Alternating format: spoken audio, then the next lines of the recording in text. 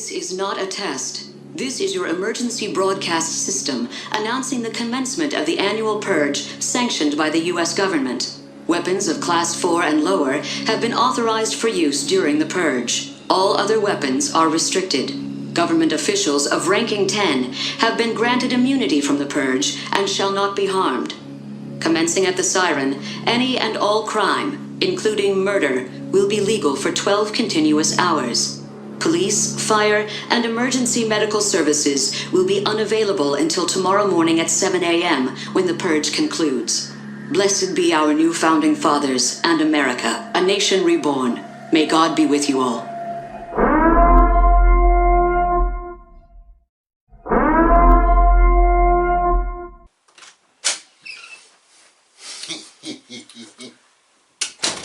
Hey there, cousin, how you doing? That was one good Super Bowl, huh? Mike, not that I'm not happy to see you, but why are you still here, and what are you doing with my shotgun? Yeah, no, listen, before I leave for Chicago, Aunt Bella mentioned to me that you were starting the purge real soon. Well, you know, I canceled my flight, I rescheduled everything, and I hope you don't mind.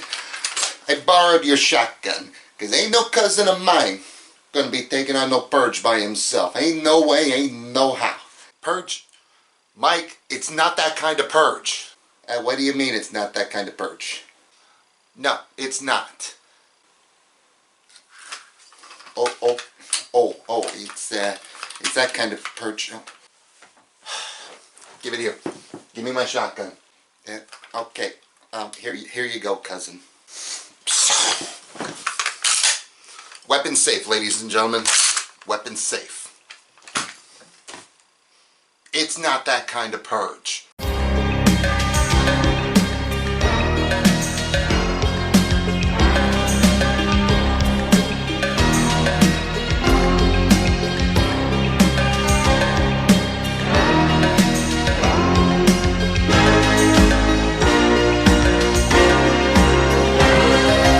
How's everybody doing out there on the internet? This is your friend Big Frank at Eclectic Collectin, and it's approaching the end of winter, which means it's going to be spring soon, and as many of you know, that's the time for spring cleaning right there.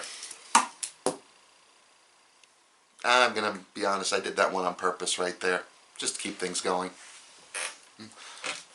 Just having a little fun, because we're not going to be showing off anything. I've got my pad and I've got my pen right here. This is just because I'm going to be taking notes for myself tonight, because over the next 2 weeks I am going to be purging my collection.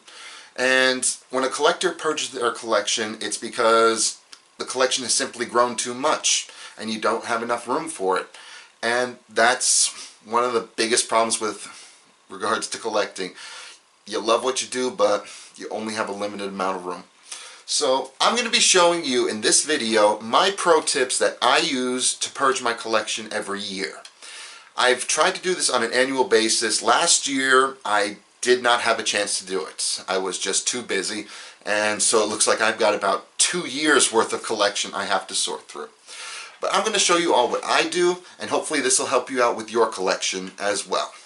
So let's get started, and let's take a look at my methodology. First thing you want to understand is that you have to keep things simple. If you overcomplicate, it's not going to be a fun time. You're going to be conflicted, you're going to have difficulty, and it's just not going to be easy to part with your items. So this is how it breaks down for me.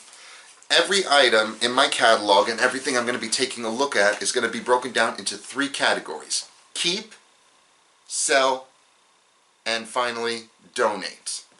When I decide to keep something, it's going to have one of 3 reasons associated with it. Item number 1 for that is I'm still actively collecting it.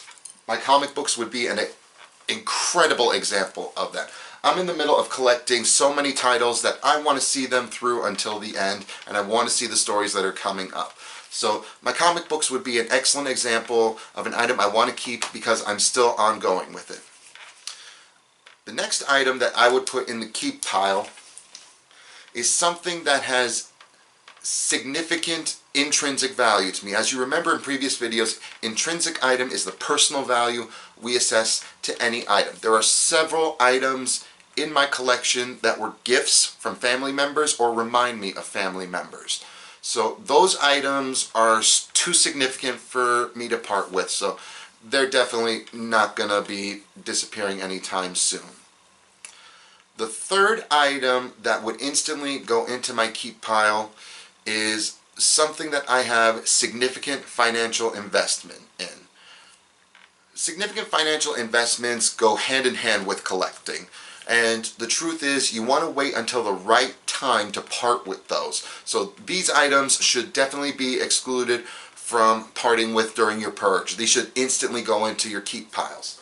A good example of one of these, we're going back to my comic book collection. Right about here is where I have all of my Green Lantern Silver Age comic books. Now, the reason why those would be considered a keep because of their significant financial investment is because those comic books, the Silver Age comic books, are not part of my regular collection.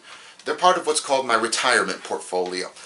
I am planning on keeping those particular comic books for quite some time. I probably won't part with them for another 30 years or so. And that's because I'm gambling on the fact that in 30 years those comics will be rare enough and historically significant and pop culture significant enough for me to make a nice profit on them. So that's a good example of keeping something that you have significant financial interest in. The next item we're going to go to is the sell pile. These items are very easy to spot. I have a good example hanging up right over there, so give me a second. A good example of the sell pile would be the Loot Crate exclusive Cat Dog scarf that I got about a month and a half ago. And even though Cat Dog was a significant part of my childhood, this really has no function down here in Texas. It's a scarf. It's cold for maybe a few weeks out of the year. Tops. And even then, I don't wear scarves very much. So this would be a good example of the sell pile because I really don't have a use for it, but I think one of you out there would have a really good use for it. So this one would definitely be something I would try and make a little bit of money on, simply because it's a popular Nicktoon, and I definitely know I could have a lot of fun finding this a good home. Another thing that you would consider putting in the sell pile is anything you have doubles of. You know, either you probably bought a comic book that was in rough shape, and you said, that's okay, I'll get this and I'll keep it until I have enough money and I'll do what's called upgrading the collectible. Upgrading the collectible is when you start off with a rough version of one, either damaged or out of package, and eventually you save up enough money to buy a pristine one, and lo and behold, you have doubles. So there's a good example of there. You can always sell your doubles. The last thing you're going to do with regards to deciding is whether or not you're going to donate something. Donating something is what you usually should reserve for items that don't have significant collector's value. They're just taking up space. A really good example of this would be right here.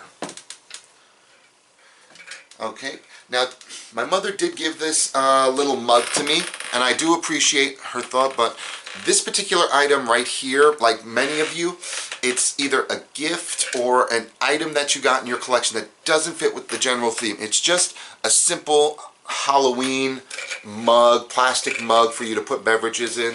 And for the last few months, I've been putting copper pennies and silver coins in there. And that can really be handled by a simple coin dish. So this would be an excellent example of an item that I would put in the donate pile. And the other reason I would do that is simply because there's not really a significant chance of me making a lot of money with that. And I know it would probably do better going to Goodwill or the Salvation Army. You know, they could do a lot better with that. So there's a prime example of a donation one. Another good donation piece would be an article of clothing that you've had for a few years. It doesn't fit anymore, wouldn't really do well to sell it. So you can donate it either to a shelter or something like that. You know, getting clothes on those who need it is a good thing. And there's always a few things that you can do. Let's take the plushies, for example. Now, this Westworld plushie I just got, it's likely going to go into my sell pile, but if you've got a ton of plushies and you really don't know what to do, the best thing for you to do with these is to take them down to the Children's Hospital and donate it there. Help brighten up those kids a little bit right there. And that's what you really want to do when it comes to your donation pile. You want to see what is needed, where it's needed, and how best you can use it. That is my methodology with regards to my annual purge. Now, unfortunately for me, I have a lot of stuff I have to sort through, so I'm really going to be hoping that you guys wish me luck over the next couple of weeks with this little project, because I've got a ton of stuff to go through. I've got books, I've got movies, I've got collectibles, I've got trinkets, clothes, magazines. I've got storage boxes that I haven't gone through in 6 months. So I am looking at a significant time frame for what I'm going to be doing. And that's another pro tip right there that I want everybody to know. Don't try and do your entire purge in one go. You're gonna get overwhelmed. So do what I'm doing. Span it out over the next couple of weeks and we'll see how it goes.